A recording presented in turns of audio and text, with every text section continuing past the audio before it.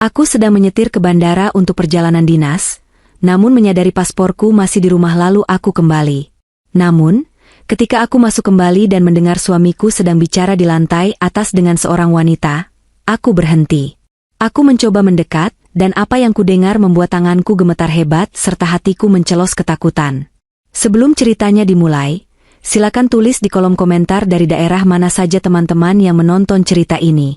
Jangan lupa like dan subscribe agar channel ini bisa semakin berkembang dan bisa mempersembahkan cerita yang lebih menarik lagi. Hujan di Jakarta sore itu bukan sekadar air yang turun dari langit, melainkan sebuah hukuman bagi siapa saja yang nekat keluar rumah. Langit di atas tol Sediatmo berwarna kelabu pekat, seolah menanggung beban polusi dan amarah kota yang tak pernah tidur ini. Aku duduk di kursi belakang taksi online, sebuah sedan hitam yang cukup nyaman, namun tidak cukup untuk meredam kegelisahanku. Wiper mobil bekerja keras menyapu kaca depan, bergerak ke kiri dan ke kanan dengan irama monoton yang justru membuat jantungku berdegup semakin kencang. Suara wus-wus dari karet wiper yang beradu dengan kaca basah menjadi satu-satunya musik pengiring kecemasanku. Aku melirik jam tangan yang melingkar di pergelangan tangan kiriku. Jarumnya seakan berlari lebih cepat dari biasanya. Penerbanganku ke Singapura dijadwalkan pukul 7 malam. Sekarang sudah pukul 5 sore, dan mobil ini baru saja merayap melewati gerbang tol, terjebak dalam lautan lampu merah dari ribuan kendaraan di depan kami yang sama-sama tidak bergerak. Macetnya parah sekali ya, Pak? Tanyaku pada sopir di depan, mencoba memecah keheningan sekaligus menyalurkan rasa frustrasi. Namanya Pak Asep, pria parubaya yang sejak tadi hanya diam fokus menyetir. Pak Asep menatapku lewat spion tengah, matanya menyiratkan kelelahan yang sama. Iya, Bu. Hujan deras begini biasanya banjir di beberapa titik sebelum bandara. Ditambah lagi ini jam pulang kantor, orang-orang berebut jalan. Sabar ya, Bu. Saya usahakan cari celah. Aku menghela napas panjang, menyandarkan punggung ke jok mobil. Sebagai CEO dari sebuah perusahaan cyber security yang sedang berkembang pesat, aku terbiasa dengan tekanan. Aku terbiasa menghadapi serangan siber, negosiasi alot dengan klien korporat, atau memecat karyawan yang tidak kompeten. Namun, terjebak macet di Jakarta adalah jenis ketidakberdayaan yang berbeda. Tidak ada algoritma yang bisa mengurai kemacetan ini. Tidak ada kode pemrograman yang bisa memindahkan mobil ini terbang ke Terminal 3 Bandara Soekarno-Hatta. Pikiranku melayang pada presentasi yang harus kusampaikan besok pagi di Konferensi Teknologi Asia Pasifik. Ini adalah momen besar bagi perusahaanku. Aku harus tampil sempurna. Jas hitam, kemeja putih sutra, sepatu hak tinggi yang sudah kusiapkan dalam koper, semuanya harus mendukung performaku. Dimas, suamiku, tadi pagi membantuku mengecek semua persiapan. Dia bahkan menyeduhkanku kopi sebelum aku berangkat, mencium keningku, dan berkata, "Hati-hati ya, sayang. Kamu pasti bisa menaklukkan Singapura." Senyum tipis tersungging di bibirku mengingat Dimas. Dia adalah suami yang sempurna. Sopan, tampan, dan sangat family man. Di tengah kesibukanku yang gila sebagai wanita karir, Dimas adalah pelabuhan yang tenang. Dia tidak pernah menuntutku untuk menjadi istri rumahan yang harus memasak setiap hari. Dia mengerti ambisiku. Dia mengerti duniaku. Ibuku, Ibu Ratna, juga sangat menyayanginya. Dimas sering menemani ibu mengobrol di teras rumah kami di Kebayoran Baru, membicarakan tanaman atau masa lalu ibu, hal-hal yang seringkali tidak sempat kulakukan karena terlalu sibuk bekerja. Bu, sepertinya di depan ada kecelakaan truk. Suara Pak Asep membuyarkan lamunanku. Di aplikasi peta merah total. Aduh, keluhku pelan. Aku meraih tasku, tas kerja kulit berwarna tan yang selalu kubawa kemana-mana. Aku berniat mengambil tablet untuk mengecek ulang materi presentasi, setidaknya aku bisa produktif sambil menunggu kemacetan ini terurai. Tanganku meraba ke dalam kompartemen tas. Jari-jariku menyentuh permukaan dingin tablet, buku catatan, pulpen, dompet, dan dompet kartu nama. Aku mencari-cari dompet paspor. Biasanya aku menaruhnya di saku bagian dalam yang memiliki resleting khusus agar mudah dijangkau tapi tetap aman. Aku meraba lagi. Kosong. Keringat dingin mulai merembes di tengkuku, padahal AC mobil terasa cukup dingin. Aku menarik tasku ke pangkuan, membuka resletingnya lebar-lebar, membiarkan cahaya lampu jalanan yang remang-remang menerangi isi tasku. Aku mengeluarkan isinya satu persatu. Tablet, dompet, tisu basah, power bank, kotak kacamata. Tidak ada paspor. Jantungku seperti berhenti berdetak selama 1 detik, lalu memompa darah dengan kecepatan 2 kali lipat ke kepalaku. Rasa panik yang murni dan menusuk menjalar dari ujung kaki hingga ke ubun-ubun. Aku memeriksa lagi, kali ini dengan gerakan yang lebih kasar. Aku mengguncang tas itu, meraba setiap sudut, setiap saku kecil, bahkan saku yang tidak mungkin muat untuk sebuah paspor. Nihil. Tidak mungkin, desisku. Suaraku terdengar serak. Tidak mungkin tertinggal. Ingatanku berputar cepat ke kejadian tadi siang di rumah. Aku sedang bersiap-siap di kamar. Paspor itu ada di atas nakas, tepat di samping lampu tidur, di atas tumpukan majalah bisnis. Aku ingat melihat sampul hijaunya. Aku ingat berpikir, jangan lupa dimasukkan. Lalu Dimas masuk ke kamar, menanyakan dasi mana yang harus dia pakai untuk pertemuan makan siangnya besok. Perhatianku teralihkan. Kami mengobrol sebentar, dia memelukku, dan setelah itu aku langsung menyambar tas kerja dan koperku, lalu turun ke bawah karena taksi online sudah menunggu. Paspor itu masih di sana. Di atas nakas kamar tidurku di Kebayoran Baru. Tertinggal dengan damai sementara pemiliknya sedang dalam perjalanan menuju bencana. Pak Asep, seruku, mungkin sedikit terlalu keras karena sopir itu sampai terlonjak kaget. Ya, Bu, ada apa? Tanyanya gugup. Kita harus putar balik. Sekarang. Putar balik? Kemana, Bu? Pak Asep menatapku bingung lewat spion. Kita sudah di tengah tol, Bu. Pintu keluar terdekat masih jauh di depan, itu pun macet total. Kalau putar balik ke Jakarta, Ibu pasti ketinggalan pesawat. Paspor saya ketinggalan, Pak. Suaraku bergetar menahan tangis dan amarah pada diri sendiri. Saya tidak bisa berangkat tanpa paspor. Tolong, cari jalan putar balik secepatnya. Saya tidak peduli seberapa macet arah balik, kita harus kembali ke Kebayoran. Pak Asep tampak prihatin. Dia mengangguk cepat, mengerti urgensi situasinya. Waduh, gawat itu, Bu. Baik, baik.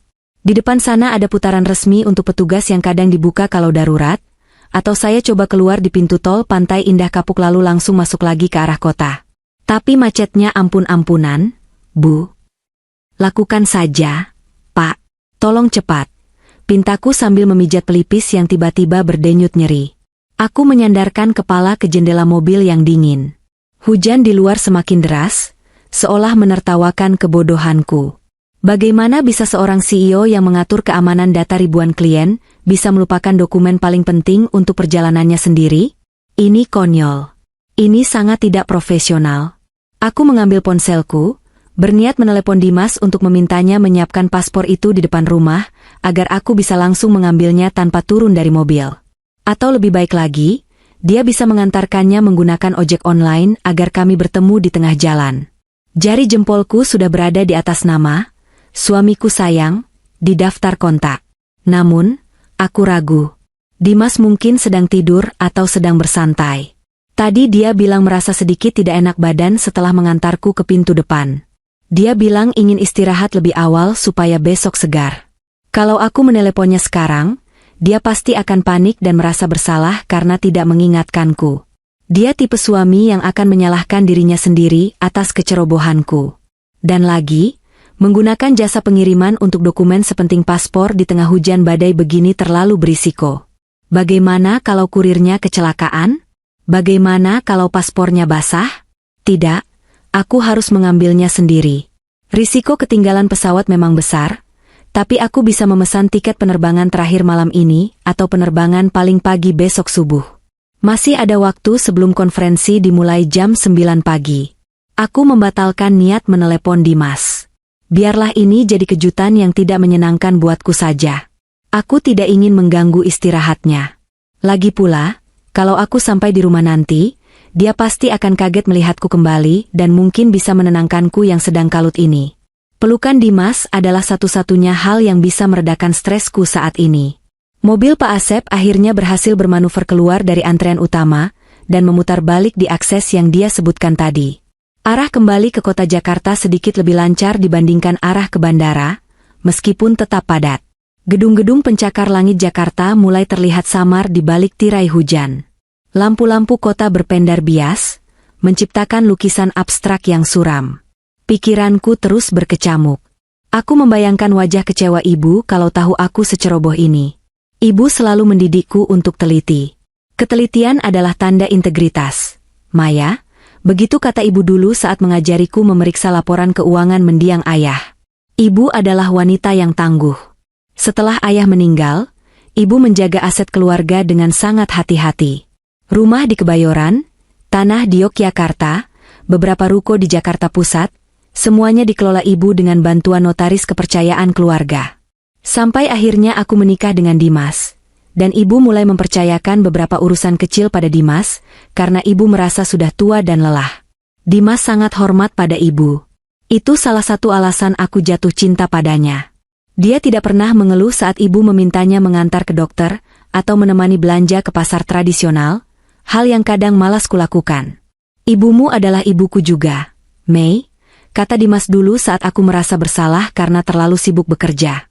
Kata-kata itu membuatku yakin bahwa aku memilih pria yang tepat. Pria yang tidak hanya mencintaiku, tapi juga menghormati akar dan keluargaku. Perjalanan kembali ke Kebayoran baru terasa seperti berabad-abad. Setiap lampu merah terasa menyala selamanya. Setiap motor yang menyalip dan memotong jalan membuatku ingin berteriak. Aku terus memantau aplikasi pemesanan tiket pesawat di ponselku, mencari alternatif penerbangan. Tiket malam ini hampir habis. Tersisa kelas ekonomi dengan harga yang tidak masuk akal, atau kelas bisnis di penerbangan subuh. Aku memutuskan memesan penerbangan subuh saja. Itu artinya aku harus begadang di bandara, atau tidur sebentar di rumah lalu berangkat lagi jam 3 pagi. Sudah masuk area Kebayoran, Bu, kata Pak Asep, menyentakkanku kembali ke realitas. Suasana di luar jendela berubah. Jalanan lebar dengan pohon-pohon terembesi tua yang menaungi jalan menyambut kami. Kawasan elit ini memiliki aura yang berbeda. Tenang, berwibawa, dan sedikit angkuh. Rumah-rumah gedongan dengan pagar tinggi berderet rapi. Hujan masih turun, tapi di sini suaranya terdengar lebih sopan, diredam oleh rimbunnya pepohonan dan halaman rumput yang luas. Mobil berbelok ke jalan perumahanku. Jantungku sedikit tenang mengetahui aku sudah dekat. Aku akan masuk, mengambil paspor, memesan tiket baru, mungkin minum teh sebentar dengan Dimas, lalu berangkat lagi. Rencana yang sederhana. Berhenti di depan pagar hitam yang tinggi itu ya, Pak, instruksiku. Pak Asep menghentikan mobil tepat di depan gerbang besi tempas setinggi 3 meter yang melindungi rumah warisan orang tuaku. Rumah bergaya joglo modern yang luas dan asri. Terima kasih, Pak. Bapak tidak usah menunggu. Saya nanti pesan mobil lain lagi saja ke bandara, jadwal saya berubah. Kataku sambil menyerahkan uang tunai lebih sebagai tip karena sudah membuatnya repot putar balik. Baik, Bu. Terima kasih banyak. Semoga lancar urusannya, Bu Maya, ucap Pak Asep tulus. Aku turun dari mobil sambil memayungi kepalaku dengan tas kerja, berlari kecil menuju gerbang kecil di samping pagar utama. Biasanya gerbang ini tidak dikunci dari dalam jika ada orang di rumah. Aku menekan handel pintu. Terbuka. Aneh. Satpam komplek biasanya berpatroli, tapi pos satpam pribadi di rumahku kosong. Mungkin Pak Ujang sedang ke toilet atau berteduh di pos utama komplek. Aku tidak terlalu memikirkannya. Aku melangkah masuk ke halaman. Halaman rumah tampak sepi. Mobil Dimas, sebuah SUV Eropa berwarna putih, terparkir manis di carport. Itu tandanya dia ada di rumah. Lampu teras menyala redup, memberikan kesan hangat di tengah udara yang dingin dan basah. Aku melangkah menuju pintu utama. Kunciku berdenting pelan saat aku mengeluarkannya dari saku kecil tas. Untungnya kunci rumah tidak ikut tertinggal. Aku membuka pintu jati yang berat itu perlahan. Engselnya yang terawat baik tidak mengeluarkan suara sedikit pun. Aku masuk ke dalam rumah. Aroma aromaterapi lemongrass yang biasa dipasang pembantu kami menyambut indera penciumanku. Namun, ada yang berbeda malam ini. Rumah ini terasa terlalu sunyi. Rumah besar di Kebayoran baru ini selalu memiliki nyawanya sendiri. Biasanya, Jam segini aku bisa mendengar suara televisi dari ruang keluarga, atau denting peralatan masak dari arah dapur, karena Mbak Surti sedang menyiapkan makan malam. Tapi malam ini, keheningan menyelimuti setiap sudut ruangan seperti kabut tebal. Hanya suara dengungan halus dari AC sentral yang terdengar, mendinginkan ruangan yang sebenarnya sudah cukup dingin karena hujan di luar. Aku meletakkan koperku di dekat pintu masuk dengan sangat hati-hati, tidak ingin roda koper itu menggerus lantai marmer dan menimbulkan suara gaduh. Sepatu hak tinggiku kulepas, kuganti dengan sandal rumah yang empuk agar langkahku tidak terdengar. Niatku adalah tidak ingin mengejutkan Dimas atau ibu, jika ibu sedang menginap, meskipun seingatku ibu sedang di rumah tanteku di Bogor minggu ini. Mbak Surti mungkin sedang pergi ke minimarket depan, atau sudah masuk ke kamarnya di area belakang. Rumah ini terasa megah namun malam ini terasa asing. Langit-langit yang tinggi dengan lampu gantung kristal yang tidak dinyalakan membuat bayangan-bayangan panjang di dinding. Aku berjalan melewati ruang tamu yang dipenuhi lukisan koleksi ayah. Mataku tertuju pada foto pernikahanku dan Dimas yang terpajang besar di dinding utama. Di foto itu, kami berdua tersenyum lebar. Dimas tampak gagah dengan beskap Jawa, dan aku terlihat sangat bahagia dengan kebaya putih. Foto itu adalah simbol kesempurnaan hidupku. Karir sukses, suami tampan dan setia, keluarga terpandang. Aku menaiki tangga marmer melingkar menuju lantai 2. Kamar utama kami ada di ujung lorong lantai atas. Paspor itu ada di sana. Hanya butuh beberapa menit, ambil paspor, lalu aku akan turun lagi. Mungkin aku akan mengecup pipi Dimas yang sedang tidur sebelum pergi, meninggalkan catatan kecil bahwa aku sempat pulang. Langkahku terhenti di anak tangga kelima dari atas. Sayup-sayup, aku mendengar suara. Bukan suara televisi, bukan suara angin. Itu suara manusia. Suara laki-laki. Suara Dimas. Aku tersenyum tipis. Ternyata dia belum tidur. Mungkin dia sedang menelepon rekan bisnisnya, atau sekadar menonton video di ponselnya. Aku melanjutkan langkahku, namun langkahku terhenti lagi ketika mendengar nada suara itu. Ada tawa di sana. Sebuah tawa renyah, lepas, dan meremehkan. Itu bukan jenis tawa yang biasa Dimas tunjukkan padaku. Tawanya padaku selalu hangat, sopan, dan penuh kasih. Tawa yang kudengar barusan terdengar asing, seperti milik orang lain yang meminjam pita suara suamiku. Tenang, sayang. Suara Dimas terdengar jelas sekarang, karena pintu kamar tidur kami ternyata sedikit terbuka. Jantungku berdesir. Siapa yang dipanggil, sayang? Mungkin ibunya? Tidak, Dimas memanggil ibunya dengan sebutan, Bu. Mungkin keponakannya yang masih kecil? Aku merapatkan tubuhku ke dinding koridor, naluri waspadaku tiba-tiba menyala. Ada sesuatu yang salah. Sangat salah. Si bodoh itu sudah berangkat ke bandara, lanjut Dimas. Suaranya terdengar santai, bahkan ada nada geli di sana. Hujan deras begini, dia pasti sedang stres di jalan tol memikirkan presentasinya yang membosankan itu. Dia tidak akan curiga. Duniaku rasanya berhenti berputar. Si bodoh? Apakah dia membicarakan aku? Istrinya? Tanganku gemetar saat mencengkeram pinggiran dinding. Rasa dingin yang bukan berasal dari AC merayap di punggungku. Aku ingin berteriak, ingin mendobrak pintu dan bertanya apa maksudnya, tapi kakiku serasa dipaku ke lantai marmer. Tubuhku kaku, tapi telingaku bekerja sangat tajam. Ada jeda sejenak, sepertinya lawan bicaranya di telepon sedang menjawab. Lalu Dimas tertawa lagi. Kali ini lebih keras. Iya, aku tahu kamu tidak sabar.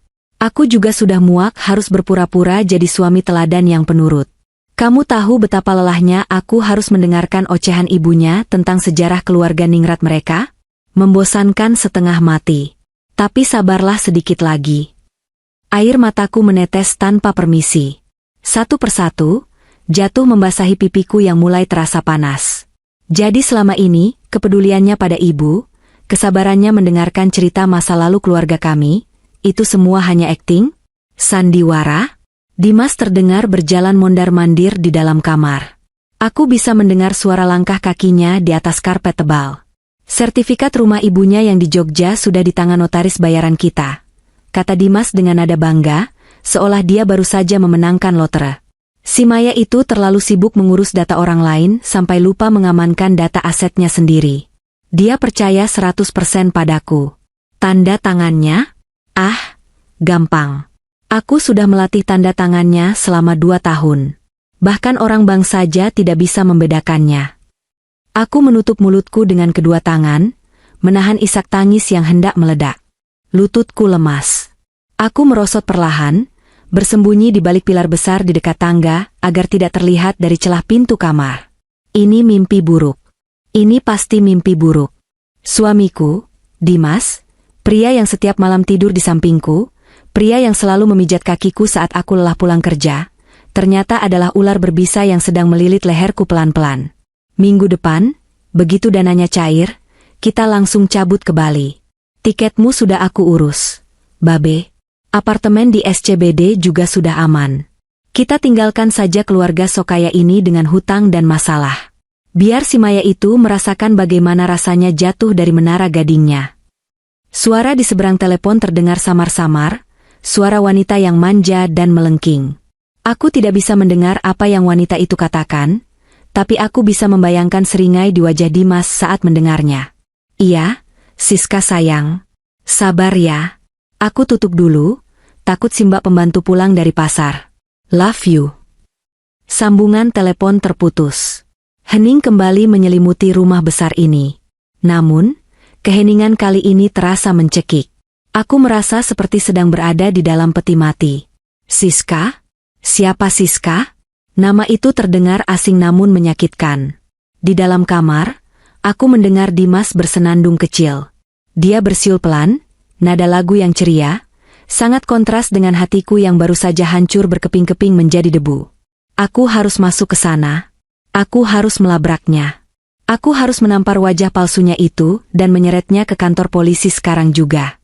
Amarah mulai membakar rasa sedihku. Darah ningrat keluargaku mendidih. Tidak ada yang boleh menghina ibuku.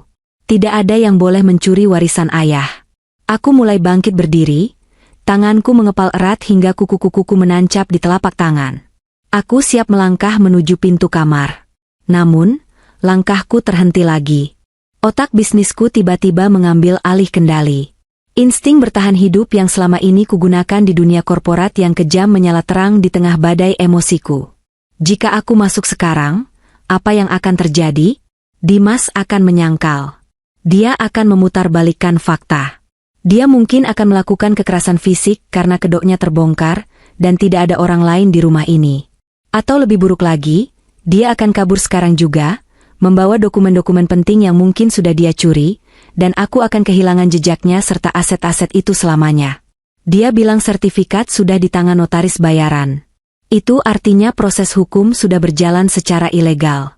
Jika aku melabraknya tanpa bukti fisik, tanpa persiapan, aku bisa kalah. Dia penipu ulung. Dia sudah merencanakan ini selama bertahun-tahun. Dia memalsukan tanda tanganku. Dia punya jaringan notaris palsu. Aku tidak sedang berhadapan dengan suami yang selingkuh biasa. Aku berhadapan dengan kriminal terorganisir. Tarik napas, Maya. Tarik napas. Aku memejamkan mata, membiarkan air mata terakhir jatuh, lalu mengusapnya kasar. Wajahku yang sembab harus kusembunyikan. Aku tidak boleh terlihat lemah. Aku tidak boleh terlihat tahu. Aku harus bermain lebih pintar dari dia. Jika dia ingin bersandiwara, maka aku akan memberinya panggung sandiwara terbaik yang pernah ada. Aku akan menjadi sutradara dari kehancurannya sendiri. Dengan tubuh gemetar yang kupaksakan untuk tenang, aku mundur perlahan.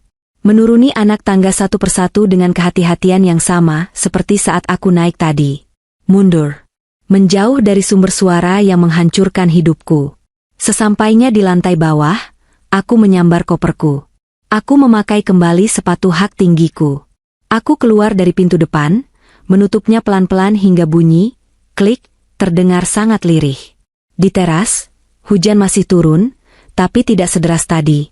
Aku berdiri di bawah curahan atap teras, menatap pintu rumahku sendiri yang kini terasa seperti mulut monster. Rumah ini bukan lagi istanaku. Di dalamnya ada musuh dalam selimut. Aku mengeluarkan ponselku. Tanganku masih gemetar saat mengetik pesan untuk Vina, sahabatku sekaligus pengacara paling Buas, di Jakarta Selatan. Vina, aku butuh bantuanmu. Mendesak. Hidup dan mati. Temui aku di Hotel Kemang sekarang. Jangan tanya kenapa. Datang saja. Setelah pesan terkirim, aku memesan taksi online baru. Tujuanku bukan bandara. Tujuanku adalah medan perang. Paspor yang tertinggal di atas nakas itu biarlah tetap di sana. Paspor itu adalah saksi bisu, sekaligus penyelamat yang dikirim Tuhan untuk membukakan mataku. Malam ini, Maya yang lugu dan percaya cinta buta telah mati. Yang tersisa adalah Maya sang CEO, yang tidak akan membiarkan siapapun mencuri apa yang menjadi miliknya. Tunggu pembalasanku, Mas Dimas, bisikku pada angin malam yang dingin. Kau salah memilih lawan. Taksi online yang membawaku keluar dari komplek perumahan di Kebayoran Baru terasa seperti kapsul penyelamat sekaligus penjara. Aku meminta sopir untuk mengantarku ke sebuah butik hotel di kawasan Kemang, Jakarta Selatan. Jaraknya tidak terlalu jauh, mungkin hanya sekitar 20 menit jika jalanan lancar, namun malam ini setiap detik terasa seperti siksaan yang merambat-lambat. Hujan masih mengguyur Jakarta, menciptakan tirai air yang memburamkan pandangan keluar jendela. Aku duduk mematung di kursi belakang, memeluk tasku erat-erat seakan tas itu adalah satu-satunya pegangan agar kewarasanku tidak hanyut terbawa banjir emosi. Ponselku bergetar. Jantungku melonjak kaget. Nama, suamiku sayang, muncul di layar. Aku menatap layar itu dengan nanar. Dulu, setiap kali nama itu muncul, ada desiran hangat di dada. Ada rasa rindu yang manis. Tapi sekarang, yang ada hanyalah rasa mual yang menusuk ulu hati. Bayangan wajahnya yang tampan, senyumnya yang selama ini kupuja, kini tumpang tindih dengan suara tawanya yang mengerikan di telepon tadi. Si bodoh itu, katanya, aku tidak boleh mengangkat telepon ini. Suaraku pasti gemetar. Aku belum siap berakting lewat suara. Jempolku melayang di atas tombol tolak, lalu dengan cepat aku mengetik pesan WhatsApp. Mas, aku sudah boarding. Sinyal agak susah karena hujan deras dan pesawat penuh. Nanti kalau sudah sampai Changi aku kabar ya. Love you. Aku menekan tombol kirim dengan tangan gemetar. Rasanya seperti menelan paku saat mengetik kata, love you. Kebohongan pertamaku pada pria yang ternyata telah membohongiku seumur hidup pernikahan kami. Tidak sampai 1 menit, balasan masuk. Hati-hati ya sayang. Doa aku menyertaimu. Jangan lupa istirahat di pesawat. Kabari kalau sudah mendarat. Love you more. Aku membanting ponsel ke jok mobil di sampingku. Air mata yang tadi kutahan di rumah, kini jebol tak terbendung. Aku menutup wajah dengan kedua tangan, menangis tanpa suara agar sopir di depan tidak curiga. Tubuhku terguncang hebat. Bagaimana bisa? Bagaimana bisa seseorang bersandiwara sejahat itu? Setiap pagi dia mencium keningku. Setiap akhir pekan dia menemaniku lari pagi di Senayan. Dia memijat kaki ibu saat rematiknya kumat. Dia bahkan ikut rapat yayasan keluarga dan memberikan ide-ide cemerlang. Apakah semua itu palsu? Apakah setiap sentuhannya, setiap tatapannya, hanyalah skenario yang dia hafalkan demi harta? Mbak, sudah sampai di lobi hotel. Suara sopir menyentakkanku kembali ke dunia nyata. Aku buru-buru menghapus air mata, merapikan rambut, dan memaksakan wajah datar. Terima kasih, Pak, ucapku serak sambil menyerahkan pembayaran. Aku turun di lobi hotel yang bergaya Art Deco. Suasananya remang-remang dan cozy, tipikal tempat persembunyian orang-orang Jakarta Selatan yang ingin menepi dari hiruk-pikuk. Aku berjalan menuju resepsionis dengan langkah cepat, menyeret koperku. Aku bersyukur penampilanku yang memakai setelan jas kerja formal membuatku terlihat seperti pebisnis yang sedang transit, bukan istri yang kabur dari rumah karena suaminya ternyata penipu ulung. Setelah mendapatkan kunci kamar, aku langsung naik ke lantai 3. Begitu pintu kamar tertutup dan terkunci rapat, aku melempar tas dan koperku sembarangan. Aku berjalan menuju kamar mandi, menyalakan keran wastafel, dan membasuh wajahku dengan air dingin berkali-kali. Aku menatap pantulan diriku di cermin. Maya, CEO perusahaan cyber security. Wanita karir yang disegani. Anak orang kaya lama yang dididik untuk kuat. Tapi di cermin itu, aku melihat wanita bodoh yang tertipu oleh topeng, pria baik-baik. Mataku merah, maskaraku luntur sedikit di sudut mata. Cukup, bisikku pada bayangan di cermin. Cukup nangisnya, Maya. Aku menarik napas panjang, mengisi paru-paruku dengan udara dingin AC hotel. Tangis tidak akan menyelamatkan sertifikat rumah ibu. Air mata tidak akan menghentikan rencana busuk Dimas dan selingkuhannya itu. Aku keluar dari kamar mandi dan duduk di meja kerja yang menghadap jendela. Di luar, lampu-lampu kemang berkelap-kelip basah. Aku membuka laptopku. Naluri bisnisku mulai mengambil alih. Jika Dimas ingin bermain api, dia lupa bahwa dia sedang bermain dengan seseorang yang pekerjaannya adalah memadamkan kebakaran digital dan melacak penjahat siber. Selama ini, aku tidak pernah mencampuri privasi Dimas. Itu adalah prinsipku. Kami saling percaya. Aku tidak pernah mengecek ponselnya, tidak pernah meminta password emailnya, meskipun dengan keahlianku, aku bisa melakukannya dalam waktu 5 menit. Tapi kepercayaan itu ternyata adalah kebodohanku yang terbesar. Oke, Dimas. Mari kita lihat siapa kamu sebenarnya. Gumamku, jari-jariku menari di atas keyboard. Langkah pertama, keuangan. Sebagai istri, aku memiliki akses ke rekening bersama kami, tapi Dimas punya beberapa rekening pribadi yang dia bilang untuk tabungan kejutan atau investasi kecil-kecilan. Dulu aku menghargainya. Sekarang, aku membobolnya. Bukan hal sulit bagiku untuk masuk ke sistem perbankan internetnya. Dimas, ironisnya, menggunakan tanggal pernikahan kami sebagai kombinasi password untuk hampir semua akunnya. Betapa romantisnya dan betapa cerobohnya. Layar laptop menampilkan mutasi rekening Dimas selama 6 bulan terakhir. Mataku membelalak melihat angkanya. Ada aliran dana keluar yang rutin dan besar. Transfer ke rekening atas nama Siska Andriani. Nominalnya fantastis. Puluhan juta setiap minggu. Pembayaran apartemen di kawasan SCBD. Pembelian barang-barang branded, tas Hermes, jam tangan Rolex, sepatu Manolo Blahnik. Hatiku mencelos, tapi kali ini bukan karena sedih, melainkan karena marah. Uang itu, sebagian besar adalah uang hasil jerih payahku yang kumasukkan ke rekening operasional rumah tangga yang dipegang Dimas. Dia menggunakan uangku untuk membiayai pelacurnya. Aku menelusuri lebih jauh. Ada transaksi mencurigakan lainnya. Pembayaran ke sebuah firma hukum yang tidak kukenal. Kantor notaris Budiarto Rekan. Nama notaris ini asing. Ibu selalu menggunakan jasa notaris Pak Heru, sahabat mendiang ayah. Kenapa Dimas membayar notaris lain? Sertifikat rumah ibunya di Jogja sudah di tangan notaris bayaran kita. Kata-kata Dimas di telepon tadi terngiang kembali. Tanganku mengepal hingga buku-buku jarinya memutih.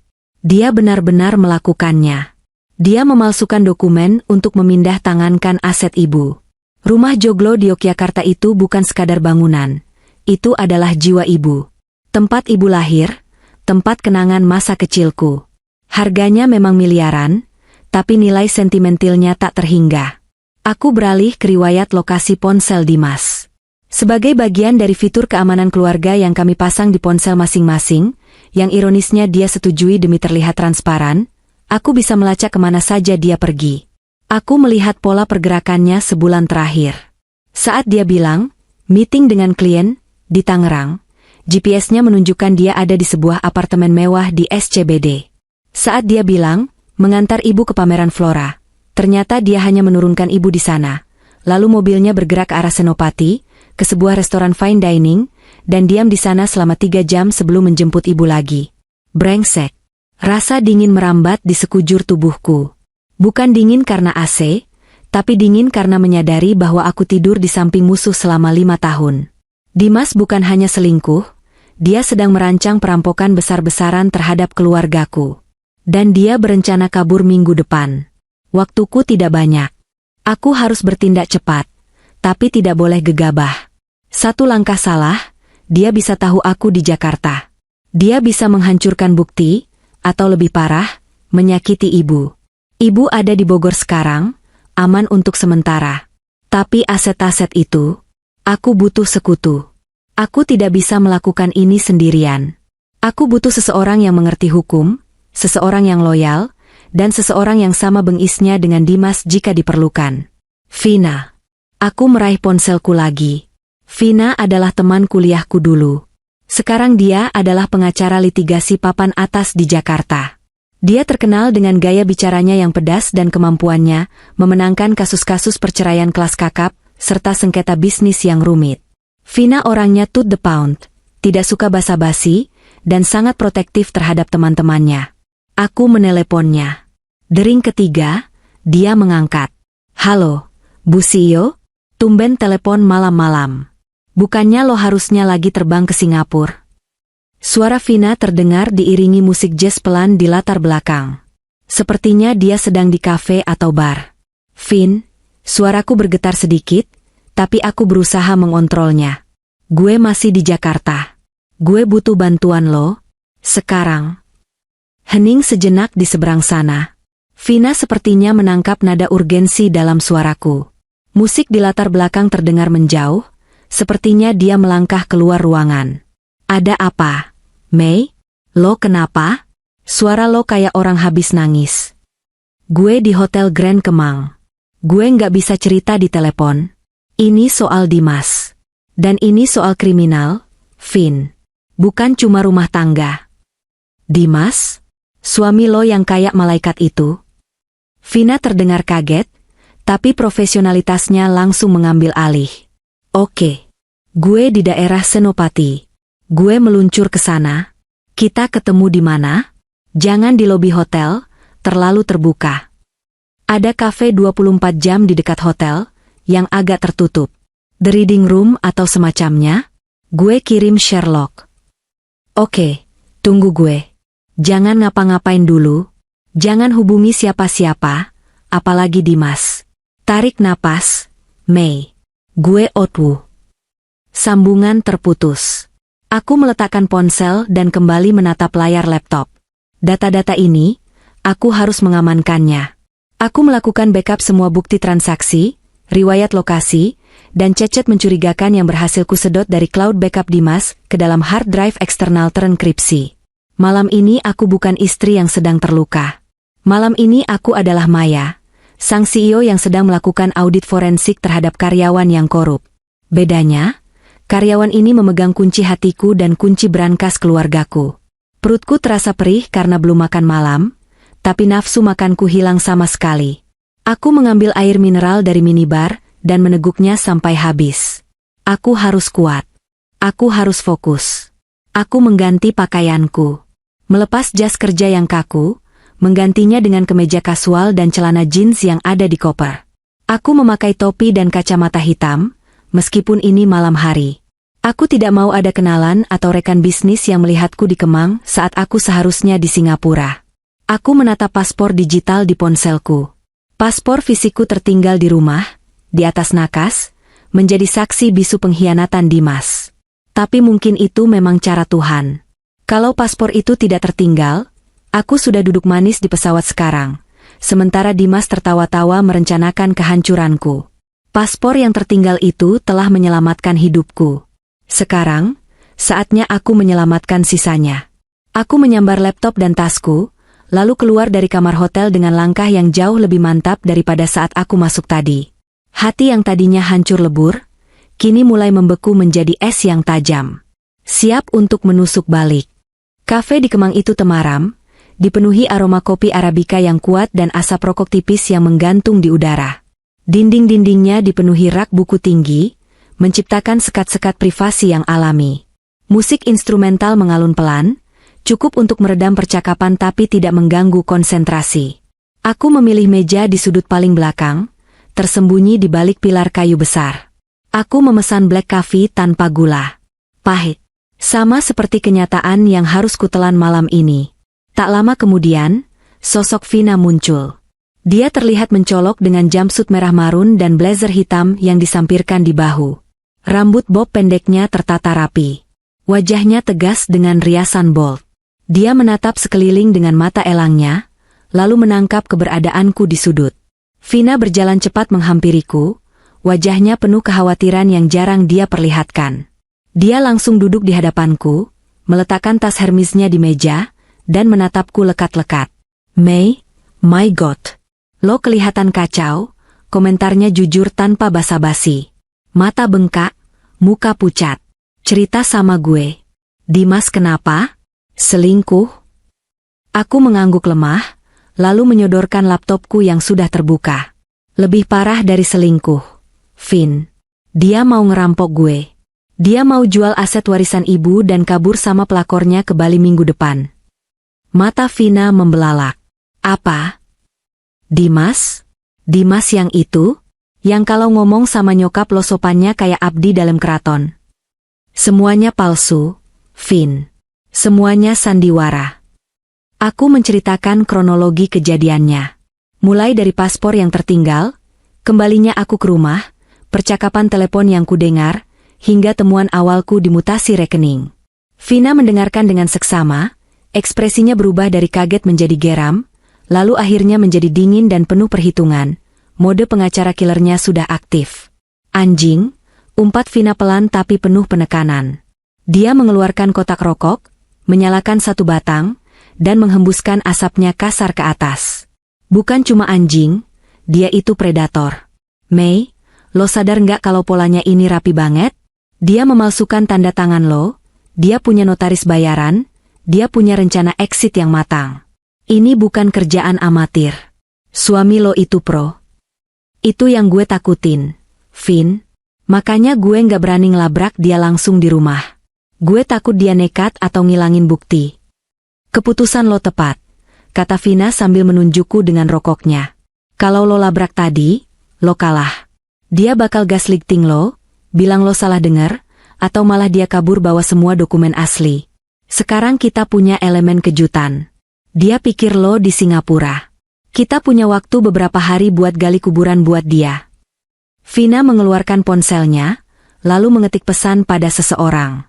Gue punya kenalan di kepolisian, unit reskrim. Dan gue juga punya tim investigator swasta yang biasa nanganin kasus orang kaya Jaksel yang suaminya nakal. Kita butuh background check menyeluruh soal Dimas. Gue curiga nama dia bahkan bukan Dimas. Maksud lo? Orang sejahat ini, serapi ini, biasanya residivis, Mei. Penipu ulung jarang main sekali langsung tobat. Mereka punya pola. Coba sini gue lihat laptop lo. Vina memutar laptopku ke arahnya. Dia melihat data-data yang sudah kumpulkan. Transfer ke Siska Andriani, apartemen SCBD. Notaris Budiarto. Oke, gue bakal cek notaris ini. Firasat gue, notaris ini pasti punya track record hitam atau izinnya udah dicabut. Vina bekerja cepat. Dia menelepon rekannya, berbicara dengan bahasa hukum yang cepat dan taktis. Sementara itu, aku kembali masuk ke dalam sistem digital Dimas. Kali ini mencoba menggali lebih dalam ke masa lalunya yang dia hapus. Aku menggunakan software pemulihan data untuk mengakses file-file lama di cloud-nya yang sudah dia hapus bertahun-tahun lalu. Butuh waktu hampir 1 jam, ditemani 3 cangkir kopi hitam. Suasana kafe semakin sepi, hanya tersisa beberapa pengunjung yang sibuk dengan laptop masing-masing. Dapat? Seruku tertahan. Vina langsung menoleh. Apa? Gue nemu folder tersembunyi di backup email tahun 2018. Ada scan KTP lama dia. Fotonya Dimas, tapi namanya? Aku menelan ludah. Joko Susilo. Joko Susilo? Vina mengernyit. Nama pasaran banget. Susah dilacak kalau cuma nama. Tunggu, ada lagi. Ada potongan berita koran digital lokal Surabaya yang dia simpan. Judulnya, Janda Kaya Surabaya Tertipu Miliar Rupiah, Pelaku Diduga Kabur ke Jakarta. Aku dan Vina saling berpandangan. Rasa mual kembali menyerang perutku. Aku merasa ingin muntah. Jadi, aku hanyalah korban berikutnya? Hanya sapi perah yang dia gemukkan sebelum disembelih? Coba cek tanggal beritanya, perintah Vina tajam. Februari 2019. Itu 6 bulan sebelum gue ketemu Dimas di pameran teknologi di GCC, kataku lemas. Dia mendekati gue dengan cerita kalau dia pengusaha startup dari Jawa Timur yang lagi merintis di Jakarta. Ternyata dia buronan yang lagi cari mangsa baru buat cuci uang dan upgrade hidup.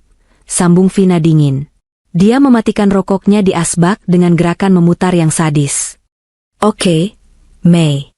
Kita nggak cuma berhadapan sama suami durhaka. Kita berhadapan sama kriminal kambuhan. Joko Susilo alias Dimas ini harus busuk di penjara.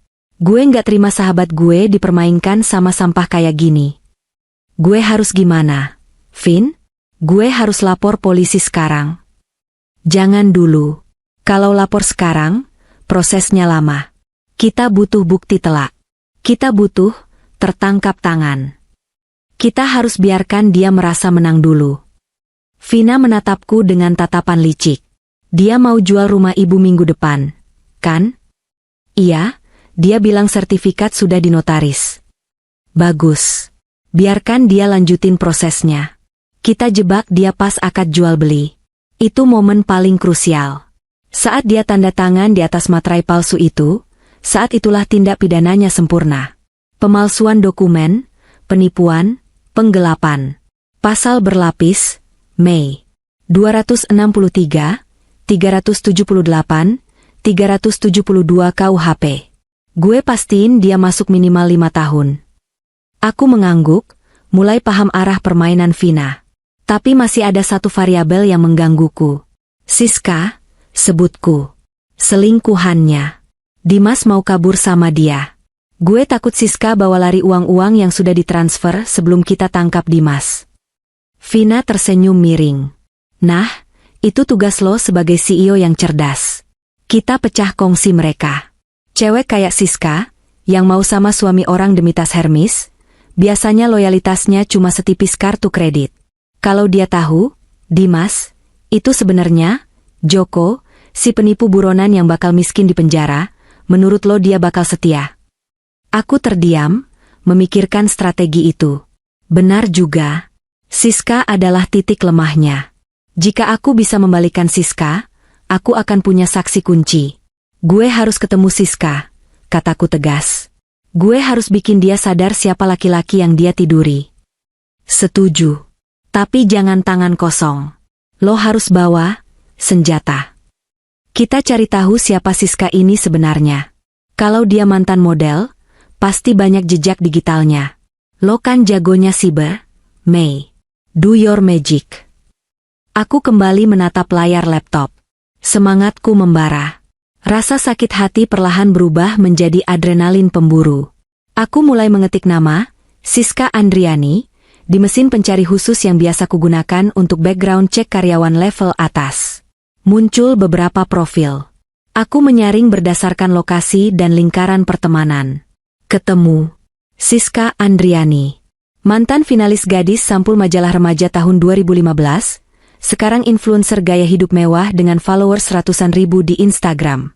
Foto-fotonya penuh dengan liburan, barang mewah, dan caption bijak tentang kesuksesan yang ironis. Ini dia orangnya, tunjukku pada Vina. Vina melihat foto Siska dengan tatapan menilai. Cantik, tapi wajahnya boros perawatan. Oke, Mei. Besok kita susun rencana buat makan malam sama Mbak Siska ini. Gue bakal cari tahu di mana dia biasa nongkrong. Lo fokus kumpulin bukti kalau Dimas, maksud gue Joko, punya simpanan lain selain Siska. Penipu kayak Joko biasanya nggak cuma punya satu cadangan. Lo yakin dia punya cewek lain lagi? Penipu itu narsis, Mei. Mereka butuh validasi konstan. Dan mereka butuh banyak dompet. Siska mungkin dompet buat hura-hura, lo dompet aset besar, pasti ada satu lagi buat cadangan receh. Kata-kata Vina menohok tapi masuk akal. Aku kembali menyelidiki mutasi rekening Dimas yang lebih kecil. Ada transfer rutin recehan, 500.000, 1 juta, ke nama wanita lain di Bekasi. Indah Sari. Gila, desisku. Ada lagi. Indah Sari di Bekasi. Vina tertawa sinis. Tuh kan. Klasik. Siska si Ratu SCBD pasti bakal ngamuk kalau tahu dia disamain sama Indah si Bekasi. Ini kartu aslo, Mei. Malam semakin larut di Jakarta Selatan. Di luar, hujan mulai reda menyisakan gerimis halus. Tapi di dalam kafe itu, badai baru saja disiapkan. Aku dan Vina menyusun rencana detail. Strategi perang untuk menjatuhkan Dimas, si pangeran palsu. Malam ini lo jangan balik rumah, kata Vina sambil membereskan barang-barangnya. Bahaya. Lo nginep di hotel aja. Besok pagi kita mulai eksekusi. Gue bakal minta tim gue buntutin Dimas 24 jam. Makasih, Vin. Gue nggak tahu harus gimana kalau nggak ada lo. Vina menepuk tanganku erat. Simpan makasihnya nanti kalau si Joko udah pakai baju oranye. Sekarang, lo istirahat. Siapin mental buat jadi aktris terbaik besok. Lo harus tetap chatting mesra sama suami lo seolah-olah lo lagi meeting di Singapura. Aku mengangguk. Gue bisa. Demi ibu. Demi ayah. Kami berpisah di parkiran kafe. Vina masuk ke mobil sportnya, sementara aku berjalan kembali ke hotel yang hanya berjarak beberapa blok. Udara malam yang dingin menerpa wajahku, tapi hatiku kini terasa panas membara. Aku menatap langit Jakarta yang gelap tanpa bintang. Nikmati malam terakhir kebebasanmu, Mas Dimas, batinku. Karena badai sesungguhnya bukan hujan ini, tapi aku. Aku kembali ke kamar hotel, tapi tidak untuk tidur. Aku berdiri di depan jendela, menatap ke arah Kebayoran Baru di kejauhan. Di sana, di rumahku, suamiku mungkin sedang tidur nyenyak, memimpikan uang hasil penjualan rumah ibu. Dia tidak tahu bahwa paspor yang tertinggal itu telah memicu rangkaian kejadian yang akan menghancurkan hidupnya sampai ke akar-akarnya. Ponselku bergetar lagi. Pesan dari Dimas. Selamat pagi sayang. Sudah bangun? Semangat presentasinya ya. Aku kangen. Aku menatap layar itu dengan tatapan kosong, lalu mengetik balasan dengan senyum dingin yang belum pernah kusunggingkan sebelumnya. Pagi juga sayang. Aku juga kangen banget. Gak sabar pengen pulang dan kasih kamu kejutan. Ya, kejutan yang tidak akan pernah dia lupakan seumur hidupnya. Kawasan Sudirman Central Business District, SCBD, malam itu tampak seperti galeri pameran kemewahan yang hidup. Gedung-gedung pencakar langit berlomba menusuk langit, memamerkan lampu LED yang berkelap-kelip angkuh, menantang bintang-bintang asli yang tak berani muncul di langit Jakarta yang berpolusi. Disinilah jantung uang berdenyut, dan disinilah, menurut data intelijen yang dikumpulkan Vina, Siska biasa menghabiskan malam-malamnya saat Dimas harus pulang ke rumah untuk memainkan peran sebagai suami teladan bagiku. Aku melangkah masuk ke sebuah restoran fine dining di lantai 50 salah satu gedung tertinggi di sana. Hostes di depan menyambutku dengan senyum ramah yang terukur. Matanya dengan cepat memindai penampilanku, memastikan aku cukup berkelas untuk masuk. Untungnya, gaun midi hitam elegan dan tas tangan yang harganya setara mobil LCGC ini cukup untuk menjadi tiket masuk tanpa banyak tanya. Aku menyebutkan reservasi atas nama samaran yang sudah disiapkan Vina. Silakan lewat sini, Ibu Sarah, ucap pelayan itu, mengantarku ke meja di sudut yang agak tersembunyi namun memiliki pandangan jelas ke seluruh ruangan. Aku duduk, memesan segelas sparkling water, dan membiarkan mataku bekerja. Restoran ini didominasi kaca, memberikan pemandangan 360 derajat kota Jakarta yang gemerlap. Orang-orang di sini berbicara dengan suara rendah, tertawa sopan, dan makan makanan porsi kecil dengan harga selangit.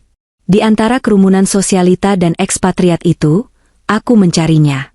Tidak sulit menemukannya. Siska duduk di meja dekat jendela utama. Sendirian, sibuk dengan ponselnya, kemungkinan besar sedang mengedit foto untuk Instastory. Dia persis seperti di foto-fotonya. Cantik, mencolok, dan memancarkan aura, lihat aku. Gaun merah marun yang dipakainya memeluk tubuh rampingnya dengan sempurna. Rambutnya digerai indah, hasil blow salon mahal. Di meja, tergeletak kunci mobil mewah dan kacamata hitam oversized. Dia sedang menunggu seseorang. Atau mungkin, dia sedang menikmati waktunya sendiri sambil menunggu kabar dari Dimas yang dia kira sedang bebas tugas, karena istrinya di Singapura. Aku menarik napas panjang, menenangkan gemuruh di dadaku. Ini bukan pertemuan bisnis biasa. Ini adalah negosiasi dengan musuh. Aku mengeluarkan tabletku, memastikan semua amunisi sudah siap, lalu berdiri. Aku berjalan pelan menuju mejanya. Langkahku mantap, bunyi hak sepatuku teredam karpet tebal. Boleh saya duduk? Tanyaku datar saat tiba di samping mejanya. Siska mendongak, wajahnya menunjukkan keterkejutan yang bercampur dengan rasa tersinggung.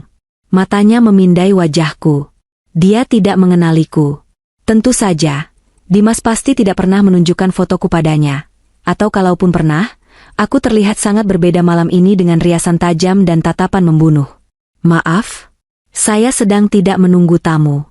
Meja ini private, jawabnya ketus, tipikal orang yang merasa dirinya pusat dunia. Aku tahu, kataku sambil menarik kursi di hadapannya tanpa permisi dan duduk. Tapi aku yakin kamu mau mendengar apa yang akan aku katakan, Siska Andriani. Mata Siska menyipit saat aku menyebut nama lengkapnya. Postur tubuhnya menegang. Siapa Anda? Penggemar? Atau hater? Tolong pergi sebelum saya panggil keamanan. Aku Maya, jawabku tenang, menatap lurus ke manik matanya yang dilapisi lensa kontak berwarna abu-abu. Istri Dimas. Wajah Siska berubah pucat pasi dalam sekejap, kontras sekali dengan blush on merah mudanya. Mulutnya sedikit terbuka, tapi tidak ada suara yang keluar. Dia melirik ke kiri dan ke kanan, takut ada yang mendengar. Keangkuhannya runtuh seketika, digantikan oleh kepanikan murni. Kamu harusnya di Singapura, desisnya pelan. Dimas bilang aku bodoh, kan? Dimas bilang aku terlalu sibuk sampai tidak akan sadar kalau suamiku sendiri adalah penipu, potongku cepat. Aku meletakkan tabletku di meja, mendorongnya sedikit ke arahnya. Siska terdiam, tangannya mencengkeram serbet kain di pangkuannya. Dia mencoba mengembalikan ketenangannya. Dia menarik napas, lalu memaksakan senyum sinis yang terlihat rapuh. Oke, jadi kamu tahu. Terus kenapa? Mau melabrak saya? Mau jambak-jambakan di sini? Silakan, Bu CEO. Nanti saya viralkan saham perusahaan ibu yang anjlok. Aku tertawa kecil. Tawa yang kering dan dingin. Siska, kamu pikir aku senaif itu? Aku tidak butuh drama fisik. Aku di sini justru mau menyelamatkan kamu. Menyelamatkan saya? Jangan bercanda, cibirnya, meski matanya menyeratkan rasa penasaran. Kamu pikir kamu satu-satunya, kan? Tanyaku lembut, nada suaraku seperti seorang kakak yang menasihati adiknya yang nakal. Kamu pikir Dimas, atau harus kupanggil Joko Susilo, akan membawamu ke Bali dan hidup bahagia selamanya dengan uang warisan ibuku? Wajah Siska mengernyit. Joko, apa maksudmu? Aku menyalakan layar tablet. File pertama yang kutampilkan adalah scan KTP lama Dimas dengan nama Joko Susilo. Lalu artikel berita tentang penipuan janda di Surabaya. Siska menatap layar itu, matanya bergerak cepat membaca judul berita. Ini editan, elaknya, tapi suaranya bergetar. Kamu bisa cek sendiri di Google. Jejak digital tidak pernah bohong, Siska. Suamiku, kekasihmu itu, adalah residivis. Dia mendekatiku hanya untuk hartaku. Dan sekarang, dia mendekatimu, mungkin karena kamu cantik dan enak diajak hura-hura. Aku menggeser layar ke slide berikutnya. Ini adalah kartu asku. Mutasi rekening. Lihat ini, tunjukku pada deretan transfer. Ini transfer ke rekeningmu. 50 juta, 20 juta, pembayaran sewa apartemenmu. Besar ya? Siska mengangkat dagunya angkuh. Itu bukti dia cinta sama saya. Dia royal. Benar. Tapi lihat yang di bawahnya, kataku sambil menunjuk baris transaksi yang lebih kecil namun rutin. Transfer ke rekening atas nama Indah Sari. Bekasi. 500.000. 1 juta. Pembayaran kos-kosan di Cikarang. Dan lihat tanggalnya, Siska. Tanggal transaksinya kadang di hari yang sama saat dia bilang ke kamu dia lagi meeting, atau lagi nemenin istrinya yang membosankan, ini. Mata Siska membelalak lebar. Dia merebut tablet itu dari tanganku, menatap angka-angka itu dengan horor. Bagi wanita materialistis seperti Siska, mengetahui pasangannya punya wanita lain adalah satu hal, tapi mengetahui dia disetarakan dengan wanita yang hanya dibayari kos-kosan murah di Cikarang adalah penghinaan terbesar bagi egonya. Siapa Indah Sari? Pekiknya tertahan. Wajahnya memerah padam karena marah. Cadangan, jawabku santai. Dimas Joko, selalu punya cadangan. Kamu pikir kamu spesial? Kamu cuma batu loncatan. Begitu uang warisan ibuku habis kalian pakai di Bali, dan kamu mulai menua atau mulai banyak menuntut, dia akan membuangmu dan pindah ke Indasari, atau wanita lain yang lebih muda dan lebih naif. Aku mencondongkan tubuh ke depan, menatapnya tajam. Dengar, Siska. Minggu depan, saat dia tanda tangan jual beli rumah ibuku, polisi akan menangkapnya. Aku sudah punya cukup bukti untuk memenjarakannya minimal 5 tahun. Pertanyaannya adalah, kamu mau ada di mana saat itu? Siska menatapku dengan ketakutan. Maksud ibu? Kamu menerima aliran dana hasil kejahatan. Pencucian uang. Kamu bisa kena pasal pidana juga. Kamu mau membusuk di rutan Pondok Bambu? Lupa dengan skincare? Lupa dengan tas branded? Lupa dengan followers Instagram MU? Karir influencer MU akan tamat. Siska gemetar. Air mata mulai menggenang di pelupuk matanya yang dimakeup tebal. Dia menggeleng pelan. Saya nggak tahu dia penipu, Bu. Saya cuma tahu dia pengusaha sukses yang nggak bahagia sama istrinya. Saya nggak mau dipenjara. Bagus, kataku. Aku menarik kembali tabletku. Kalau kamu nggak mau dipenjara, kamu harus kerja sama denganku. Kerja sama? Jadilah justice kolaborator. Bantu aku menjebak dia. Tetaplah bersikap manis padanya. Jangan beritahu dia kalau kita pernah bertemu. Biarkan dia percaya kalau rencananya berjalan mulus. Saat dia mengajakmu kabur nanti, ikuti saja alurnya sampai polisi datang. Siska menatapku ragu. Apa jaminannya saya nggak ditangkap? Pengacaraku akan mengurusmu. Kamu akan dianggap sebagai korban tipu dayanya juga, saksi kunci yang kooperatif. Tapi kalau kamu bocor, atau kamu mencoba memperingatkan Dimas, aku membiarkan kalimatku menggantung, memberikan efek ancaman yang lebih mengerikan. Aku punya koneksi cyber security yang bisa menghapus eksistensi digitalmu dalam semalam, atau sebaliknya, membongkar semua aib masa lalumu ke publik sampai kamu tidak punya muka lagi untuk keluar rumah. Siska menelan ludah susah payah. Dia melihat ke sekeliling restoran mewah itu, menyadari bahwa dunianya yang glamor ini sedang berada di ujung tanduk. Dia tidak punya pilihan. Oke, bisiknya akhirnya. Saya ikut ibu. Si Joko brengsek itu, beraninya dia menduakan saya dengan cewek Bekasi.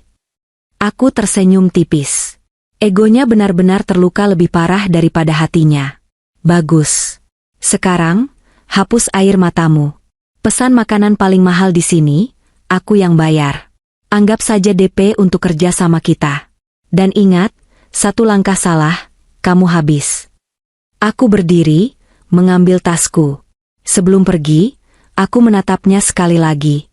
Oh, satu lagi Siska. Tas teh kamu soal laki-laki perlu diperbaiki. Jangan mau sama barang KW. Aku meninggalkan Siska yang terpaku di kursinya, campuran antara rasa takut, marah, dan terhina. Aku berjalan keluar dari restoran dengan perasaan lega yang aneh. Satu bidak catur sudah berhasil kukuasai. Sekarang, saatnya kembali ke hotel untuk pertunjukan utamanya, menghadapi sang raja penipu. Hotel di Kemang itu terasa semakin dingin malam ini. Aku kembali ke kamarku setelah pertemuan melelahkan dengan Siska. Tubuhku rasanya ingin ambruk ke kasur, tapi tugasku belum selesai. Jam menunjukkan pukul 9 malam. Ini adalah jam di mana Dimas biasanya meneleponku jika aku sedang dinas luar kota. Ritual, selamat malam, palsu yang dulu selalu kunanti, kini menjadi babak sandiwara yang harus kumainkan dengan sempurna. Aku menyiapkan panggung di meja kerja sudut kamar. Sebagai orang teknologi, aku punya perlengkapan yang cukup memadai di koperku. Aku memasang ring light portable kecil di atas laptop agar pencahayaan wajahku terlihat bagus. Lalu, aku membuka aplikasi meeting yang memiliki fitur virtual background canggih. Aku memilih latar belakang, kamar hotel Marina Bay Sands. Gambar itu terlihat sangat realistis, dengan jendela besar yang menampilkan pemandangan Gardens by the Bay di malam hari. Aku mengatur sudut kamera, agar tidak ada bagian kamar hotel Kemang yang bocor. Aku juga mengenakan piyama sutra yang biasa kubawa saat traveling, mengikat rambutku asal-asalan agar terlihat seperti seseorang yang baru saja selesai mandi dan siap tidur setelah hari yang panjang. Tarik napas, Maya. Kamu CEO terbaik di bidangmu. Kamu bisa melakukan negosiasi alot dengan klien Jepang. Masa kamu tidak bisa menipu satu orang laki-laki brengsek? Ponselku berdering. Panggilan video masuk. Nama, suamiku sayang, terpampang di layar. Jantungku berdegup kencang, tapi aku memaksa bibirku melengkung membentuk senyum. Senyum yang sama yang kuberikan padanya selama 5 tahun ini. Aku menekan tombol hijau. Wajah Dimas muncul di layar. Dia sedang berada di kamar tidur kami. Di backgroundnya, aku bisa melihat headboard tempat tidur kami dan lukisan abstrak yang kami beli saat bulan madu di Bali. Dia memakai kaos oblong putih santai, wajahnya terlihat segar sehabis mandi. Betapa rumahnya pemandangan itu, namun betapa asing rasanya sekarang. "Hai, sayang." Sapanya dengan nada ceria yang, astaga, terdengar sangat meyakinkan. "Gimana Singapura? Lancar perjalanannya?" "Hai, Mas," jawabku. Suaraku terdengar sedikit serak, yang untungnya bisa kusamarkan sebagai kelelahan. "Lancar kok, cuma tadi delay sedikit pas mendarat. Biasa, Changi padat banget." Aku melirik ke arah virtual backgroundku di layar, memastikan tidak ada glitch. "Kamu lagi apa? Sudah makan?" "Udah dong. Tadi Mbak Surti masak sop buntut kesukaan kamu, sayang kamu nggak ada. Sepi banget rumah nggak ada kamu, yang..." Aku menahan rasa mual yang tiba-tiba naik ke kerongkongan. Sepi? Padahal tadi sore dia tertawa-tawa merencanakan kabur dengan selingkuhannya di rumah yang sama. "Ah, masa sih?" godaku, berusaha terdengar manja. "Palingan kamu seneng bisa main PS sepuasnya tanpa aku omelin." Dimas tertawa. Tawa renyah yang sama dengan yang kudengar saat aku menguping di tangga. Bedanya, sekarang tawa itu ditujukan untuk memanipulasiku. "Tahu aja kamu. Tapi beneran, yang rasanya beda kalau nggak ada kamu. Oh ya, gimana persiapan presentasi besok? Udah siap bahannya?" "Udah beres semua, Mas. Tinggal rehearsal dikit nanti. Doain ya biar lancar. Proyek ini penting banget buat portofolio perusahaan." "Pasti aku doain. Sayang, kamu kan istri hebatku. Kamu pasti bisa naklukin klien-klien bule itu." Matanya menatap kamera dengan tatapan teduh yang dulu selalu membuatku luluh. "Jaga kesehatan ya di sana. Jangan telat makan. Aku nggak mau kamu sakit pas pulang nanti." "Iya, Mas. Kamu juga ya. Salam buat ibu kalau kamu telepon beliau." "Beres. Tadi sore aku udah telepon ibu, nanyain kabar. Ibu sehat kok, cuma kangen sama cucu katanya. Kapan nih kita kasih ibu cucu?" Pertanyaan itu seperti belati yang diputar di dalam luka. "Cucu?" Dia berani bicara soal anak di saat dia sedang merencanakan untuk menghancurkan masa depan keluarga ini? Kemarahanku hampir meledak, tapi aku menahannya sekuat tenaga. Aku menggigit bibir bawahku, berpura-pura malu. "Nanti ya, Mas. Selesai proyek ini kita program lagi," jawabku lirih. Kebohongan demi kebohongan meluncur mulus dari mulutku. "Oke deh. Ya udah, kamu istirahat Gih. Pasti capek banget. Good night, sayang. Love you." "Good night, Mas. Love you too." Aku mematikan sambungan telepon. Begitu layar menjadi gelap, senyum di wajahku lenyap seketika. Tubuhku merosot di kursi. Tanganku gemetar hebat, bukan karena takut, tapi karena menahan jijik yang teramat sangat. Energinya terkuras habis hanya untuk percakapan 5 menit itu. Berpura-pura mencintai orang yang sudah menikahmu dari belakang adalah pekerjaan paling melelahkan di dunia. Oke, drama selesai. Sekarang waktunya eksekusi, gumamku pada diri sendiri. Aku menutup aplikasi meeting dan membuka aplikasi perbankan prioritas di laptopku. Aku punya akses admin super user untuk beberapa akun keluarga, termasuk rekening investasi yang diatasnamakan Dimas namun dananya berasal dari modal awalku. Selama ini aku membiarkan dia mengelolanya agar dia merasa punya peran sebagai kepala keluarga. Kesalahan besar. Aku melihat saldo di sana. Masih ada sekitar 2 miliar rupiah. Cukup untuk modal kabur ke Bali dan hidup mewah beberapa bulan. "Maaf, Mas. Pesta selesai," bisikku. Jari-jariku bergerak lincah. Aku tidak bisa langsung menarik semua uangnya, karena akan memicu notifikasi ke ponselnya. Itu akan membuatnya curiga dan panik malam ini juga. Rencanaku harus lebih halus. Aku melakukan pembekuan aset dengan metode karantina keamanan. Sebagai CEO cybersecurity, aku tahu celah prosedur bank. Aku melaporkan adanya aktivitas mencurigakan dari IP asing, yang sebenarnya aku sendiri yang merouting koneksiku lewat proksi Rusia, pada rekening tersebut. Sistem keamanan bank yang sensitif langsung bereaksi. Status rekening berubah menjadi, dibekukan sementara, verifikasi dibutuhkan di kantor cabang. Dengan status ini, Dimas tidak akan bisa menarik tunai, tidak bisa transfer, dan kartu kreditnya akan ditolak jika dia mencoba menggunakannya. Notifikasinya mungkin baru akan dia sadari besok pagi saat dia mencoba bertransaksi, atau bank akan meneleponnya besok. Tapi besok dia akan terlalu sibuk mempersiapkan penandatanganan jual beli rumah ibu. Jika dia sadar rekeningnya beku, dia akan berpikir itu hanya masalah teknis biasa yang bisa diurus nanti setelah dia memegang uang tunai dari penjualan rumah. Dia akan semakin terdesak untuk segera menyelesaikan transaksi rumah ibu demi mendapatkan uang segar. Ini jebakan psikologis. Dengan menutup akses uangnya yang sekarang, aku memaksanya untuk semakin bernafsu mengejar uang hasil penjualan rumah. Dia tidak akan punya pilihan lain selain datang ke kantor notaris itu. Aku beralih ke rekening pribadi Siska. Berkat data yang kuambil dari ponselnya secara diam-diam saat kami bertemu tadi, sebuah trik kecil menggunakan Wi-Fi Pineapple yang kusembunyikan di tas. Aku bisa memantau pergerakannya. Belum ada pergerakan aneh. Sepertinya ancamanku berhasil. Siska sedang ketakutan. Ponselku bergetar. Pesan dari Vina. Notaris palsu, Budiarto, ternyata emang pemain lama. Izinnya udah dicabut 3 tahun lalu gara-gara kasus mafia tanah. Dia bakal kooperatif sama kita kalau kita tekan dia. Tim gue udah silaturahmi ke rumahnya tadi. Dia setuju buat ngulur waktu besok pas Dimas datang, biar polisi punya waktu buat nyergap. Aku membalas cepat, sempurna.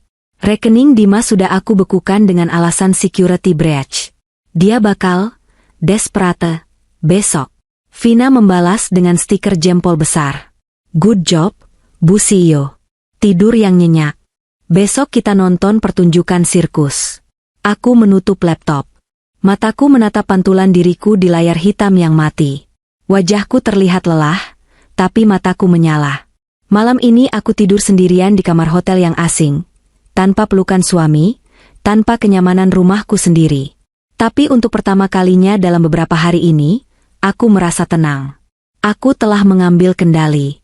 Di luar jendela, hujan sudah benar-benar berhenti. Langit Jakarta masih gelap, tapi aku tahu, fajar akan segera menyingsing. Fajar yang akan membawa keadilan bagi ibu, bagi ayah, dan bagi diriku sendiri. Besok adalah hari eksekusi. Di kantor notaris tua di Jakarta Pusat itu, sandiwara Dimas akan berakhir, dan sandiwara balas dendamku akan mencapai klimaksnya. Aku merebahkan diri di kasur, menarik selimut sampai ke dada. Aku memejamkan mata, membayangkan wajah Dimas saat pintu kantor notaris didobrak besok. Bayangan itu menjadi pengantar tidurku yang paling manis. Matahari Jakarta Pusat siang itu terasa menyengat, seolah ingin membakar dosa-dosa yang tersembunyi di balik gedung-gedung tuanya. Berbeda dengan kawasan Kebayoran Baru yang asri atau SCBD yang mentereng, kawasan Harmoni tempat kantor notaris ini berada terasa lebih semrawut, berdebu, dan bising oleh suara klakson Kopaja serta bajai. Udara terasa lengket, campuran antara kelembapan sisa hujan semalam dan asap knalpot yang pekat. Aku duduk di dalam sebuah mobil van hitam berkaca gelap yang terparkir sekitar 50 meter dari ruko berlantai 2 dengan cat putih kusam itu. Di sampingku, Vina sedang memantau layar tablet yang terhubung dengan kamera tersembunyi. Kamera itu ada di dalam tas tangan Siska, sebuah tas branded tiruan yang kami siapkan khusus hari ini, yang lensanya mengintip dari lubang kancing hiasan. Di kursi depan, 2 orang petugas dari unit reskrim Polda Metro Jaya duduk dengan siaga, senjata mereka tersembunyi rapi di balik jaket. Target sudah masuk, bisik Vina, matanya tak lepas dari layar. Aku mencondongkan tubuh, melihat ke layar tablet. Gambar sedikit bergoyang sebelum akhirnya stabil, menampilkan interior kantor notaris yang sumpek. Tumpukan berkas menggunung di meja, kipas angin tua berputar malas di sudut ruangan. Di sana, duduklah Dimas, suamiku. Dia memakai kemeja batik lengan panjang yang rapi, rambutnya disisir klimis. Dia terlihat berwibawa, persis seperti menantu idaman yang selama ini dia perankan di depan ibu. Namun, aku yang sudah tahu belangnya bisa melihat kegelisahan di gerak-geriknya. Berkali-kali dia mengecek ponselnya, mungkin masih berusaha menghubungi call center bank karena rekeningnya yang kubekukan semalam. Wajahnya sedikit berminyak, entah karena AC ruangan yang tidak dingin atau karena keringat dingin ketakutan. Di sebelahnya duduk Siska. Dia memainkan perannya dengan cukup baik, meski aku bisa melihat tangannya meremas ujung roknya dengan gugup. Dia tidak banyak bicara, hanya mengangguk sesekali saat Dimas membisikkan sesuatu. Di hadapan mereka, duduk Pak Budiarto, notaris tua dengan kacamata tebal yang izinnya sebenarnya sudah mati.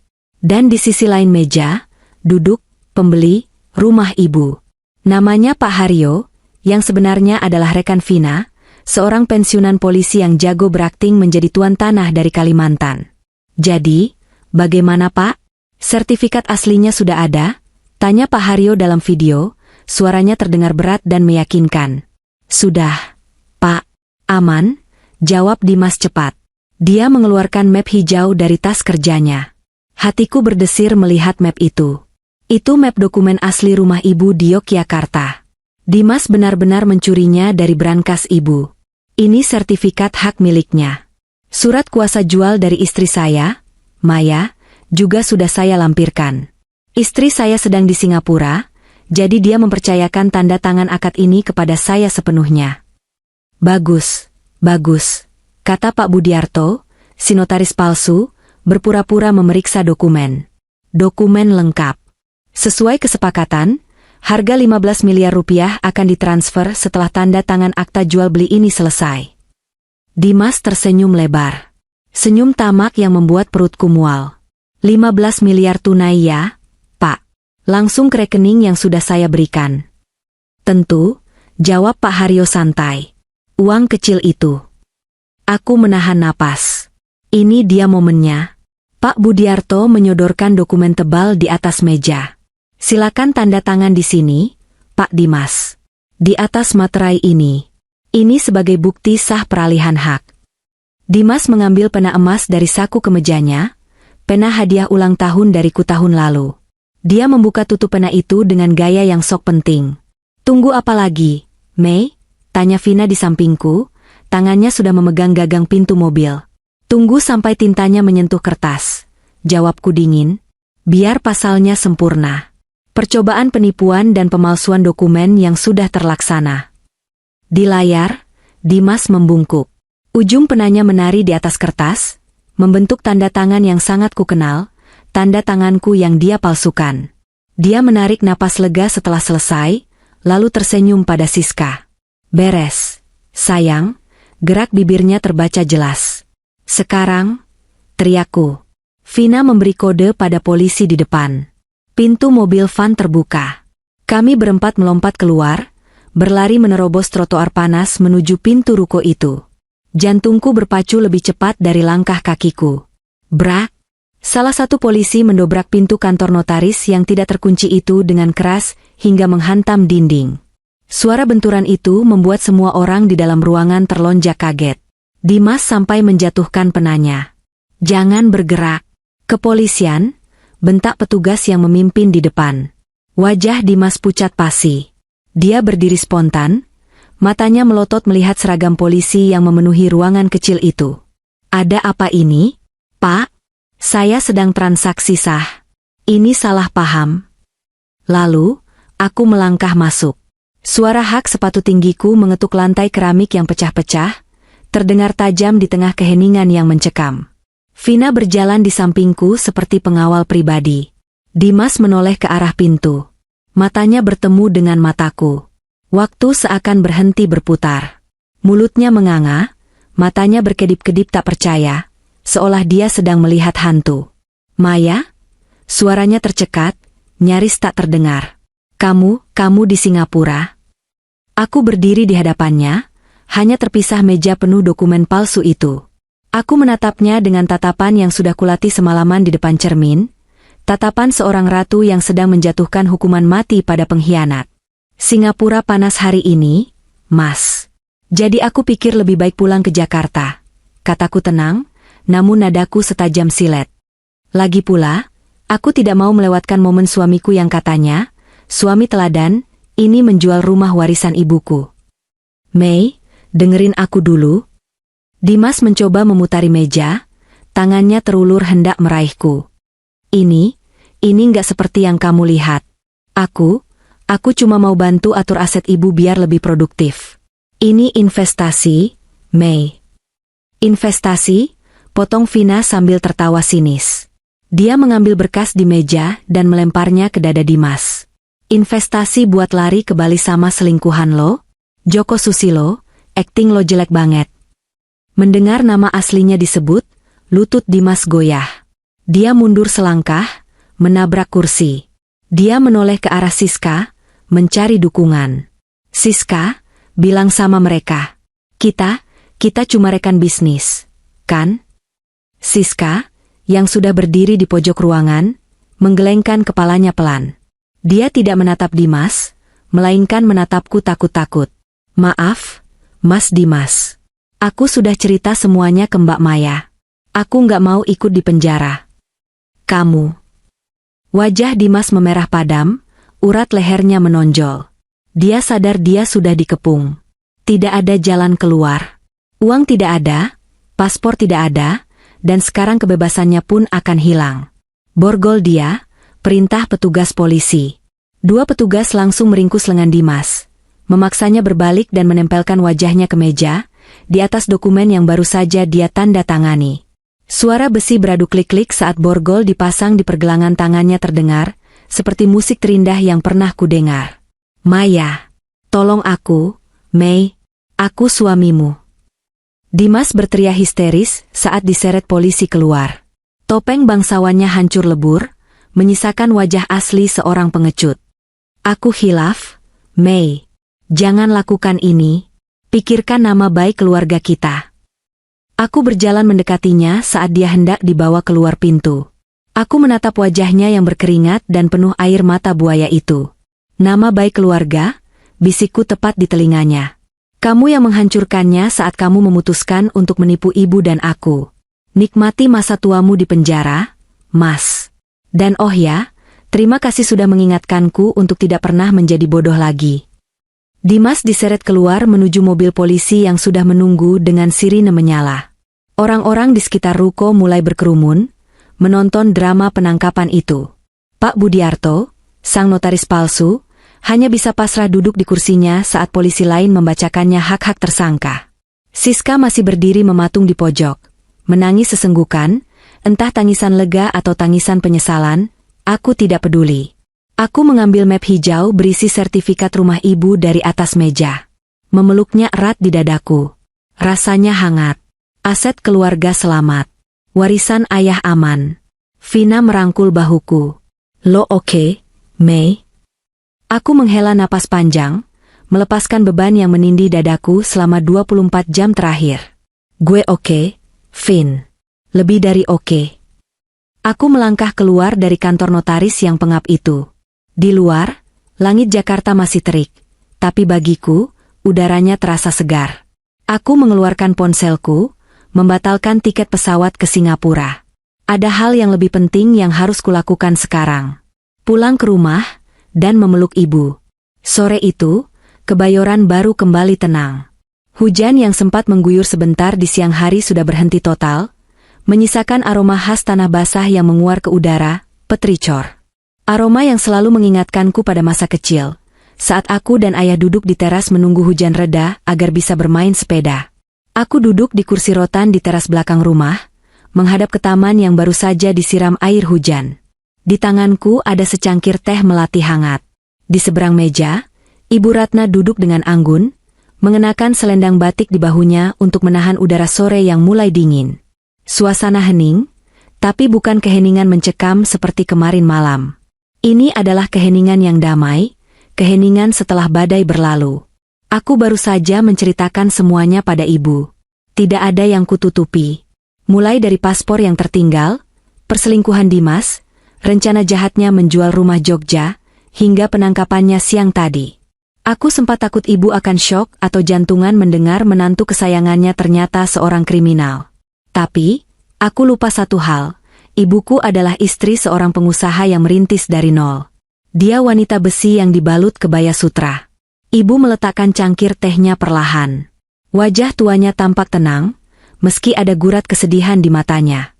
Jadi, dia bukan Dimas ya? Namanya Joko? Tanya ibu pelan. Iya, Bu. Joko Susilo. Dia residivis dari Surabaya, jawabku sambil menunduk, merasa bersalah. Maafin Maya ya, Bu. Maya salah pilih suami. Maya hampir bikin ibu kehilangan rumah warisan eyang. Tangan ibu yang keriput namun hangat meraih tanganku di atas meja. Dia menggenggamnya erat. Maya, dengarkan ibu. Tidak ada yang bisa menebak isi hati manusia sedalam itu. Kamu tidak salah. Kamu korban, enduk. Yang penting sekarang, kamu selamat. Rumah bisa dicari lagi, uang bisa dikumpulkan lagi. Tapi kalau kamu kenapa-napa, ibu tidak akan bisa memaafkan diri ibu sendiri. Air mataku menetes lagi, tapi kali ini karena haru. Maya merasa bodoh banget. Bu, Maya ngurusin keamanan data ribuan orang, tapi keamanan rumah sendiri bobol. Ibu tersenyum bijak. Tuhan punya cara unik untuk menegur kita, Mei. Mungkin selama ini kamu terlalu sibuk bekerja, terlalu sibuk mengejar dunia, sampai lupa melihat apa yang ada di dekatmu. Paspor yang tertinggal itu bukan kebetulan. Itu cara Gusti Allah menyentilmu, menyuruhmu pulang. Aku mengangguk. Benar kata ibu. Jika aku tidak teledor, jika aku tidak melupakan dokumen kecil berwarna hijau itu, hidupku pasti sudah berakhir tragis. Mungkin setahun lagi aku akan bangkrut, diceraikan, dan ditinggal sendirian sementara Dimas hidup mewah di luar negeri. Polisi bilang proses hukumnya akan berjalan cepat karena buktinya lengkap. Kataku, mencoba mengalihkan pembicaraan ke hal teknis agar tidak terlalu emosional. Vina akan mengawal kasusnya sampai vonis. Siska perempuan itu juga akan diproses, tapi mungkin hukumannya lebih ringan karena dia membantu kita. Biarkan saja hukum berjalan, kata ibu tegas. Ibu tidak mau dengar nama laki-laki itu lagi di rumah ini. Besok, panggil tukang. Ibu mau ganti semua kunci rumah. Ibu juga mau kamar itu dibersihkan, ganti kasurnya, ganti catnya. Buang semua aura negatifnya. Siap, Bu. Kami kembali diam, menikmati sisa sore. Burung-burung gereja mulai berkicau lagi, melompat-lompat di dahan pohon mangga. Lalu, kamu bagaimana? Tanya ibu tiba-tiba. Perusahaanmu? Hatimu? Aku menarik napas panjang, menghirup aroma teh melati dan tanah basah dalam-dalam.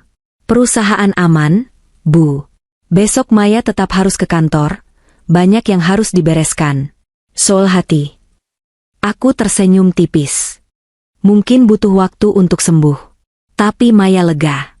Rasanya seperti baru saja sembuh dari penyakit kronis yang tidak disadari. Sakit memang pas dioperasi, tapi setelah tumornya diangkat, rasanya enteng. Bagus, kata ibu, kamu anak ayahmu, kamu kuat. Aku bangkit dari kursi. Maya mau ke atas sebentar ya, Bu. Mau ambil paspor itu. Belum sempat dipindahkan dari nakas sejak kemarin. Ibu mengangguk. Aku berjalan masuk ke dalam rumah, menaiki tangga marmer yang kemarin terasa begitu menakutkan. Kini, rumah ini terasa milikku kembali. Tidak ada lagi suara tawa jahat, tidak ada lagi bayang-bayang pengkhianatan. Aku masuk ke kamar tidur utama. Kamar itu berantakan sisa penggeledahan polisi tadi siang untuk mencari barang bukti tambahan, tapi aku tidak peduli. Mataku tertuju pada meja nakas di samping tempat tidur. Di sana, tergeletak paspor hijauku. Masih di posisi yang sama, di atas tumpukan majalah bisnis. Aku mengambilnya perlahan. Benda kecil ini, hanya buku tipis berisi kertas-kertas stempel. Tapi benda ini memiliki kekuatan magis. Karena ketertinggalannya, ia telah menyelamatkan masa depanku. Ia telah membuka tabir kepalsuan yang selama ini menutupi mataku. Aku mengusap sampul paspor itu yang berdebu tipis. Terima kasih, bisikku pelan pada paspor itu. Aku memasukkannya ke dalam saku celanaku. Aku tidak akan meletakkannya sembarangan lagi. Bukan hanya karena fungsinya sebagai dokumen perjalanan, tapi sebagai pengingat abadi bahwa dalam hidup, kadang kita harus tertinggal, atau kembali, sebentar untuk bisa melangkah maju dengan selamat. Aku berjalan menuju jendela kamar, membuka tirainya lebar-lebar. Cahaya matahari sore yang keemasan masuk membanjiri ruangan, mengusir sisa-sisa kegelapan. Di bawah sana, di halaman depan, aku melihat mobil Vina baru saja masuk. Sahabatku itu melambai dari jendela mobil, membawa sekotak martabak manis kesukaan ibu sebagai perayaan kecil kemenangan kami. Aku tersenyum lebar. Dimas, atau Joko, sudah menjadi masa lalu. Dia hanyalah babak gelap dalam buku kehidupanku yang kini sudah kututup rapat. Besok adalah bab baru. Aku Maya, CEO Cybersecurity, anak kebanggaan Ibu Ratna, dan wanita yang kini berdiri tegak di atas kakinya sendiri. Hujan sudah benar-benar reda. Langit di atas Kebayoran mulai berwarna jingga, menjanjikan hari esok yang cerah.